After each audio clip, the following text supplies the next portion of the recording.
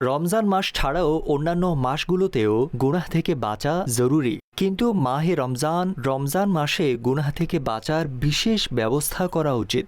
মনে রাখবেন যে এই মোবারক মাসে যেমন অন্য মাসের তুলনায় নেকি বাড়িয়ে দেয়া হয়, তেমনি অন্যান্য মাসের তুলনায় গুনাহের ধ্বংসাত্মকতাও বেড়ে যায়। খতামুন নবিয়্যিন সাল্লাল্লাহু আলাইহি ওয়া আলিহি ওয়াসাল্লাম ইরশাদ করেছেন, আমার উম্মত লাঞ্ছিত ও অপমানিত হবে না যতক্ষণ তারা পবিত্র রমজানের হক আদায় করতে থাকবে। আরজ করা হলো, ইয়া রাসূলুল্লাহ সাল্লাল্লাহু আলাইহি ওয়াসাল্লাম, রমজানের হক নষ্ট করার ক্ষেত্রে তাদের লাঞ্ছিত ও অপমানিত হওয়ার অর্থ কী?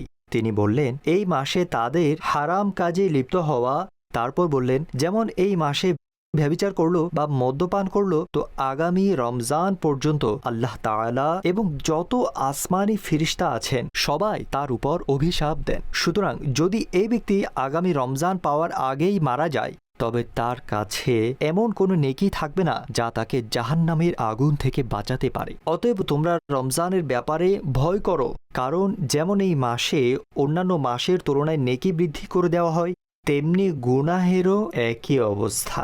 আমাদের উচিত যে এই পবিত্র মাসে নিজের পরিবার পরিজনের জন্য খরচে প্রশস্ততা করা, দরিদ্র ও মিসকিনদের সাধ্যমতো সাহায্য করা, শুরু থেকে শেষ পর্যন্ত পুরো রোজা রাখা, রমজান মুবারকের মূল্যবান মুহূর্তগুলোকে উদাসীনতা ও অনর্থক কাজে কাটানোর পরিবর্তে তিলাওয়াতে কোরআন এবং যিকর আজকারে কাটানো। ফরজ ও ওয়াজিব তো সব সময় আদায় করতে হয়, এই মাসে আমাদের এগুলোর পাশাপাশি সুন্নত ও মুস্তাহাবের উপরও আমল করা উচিত।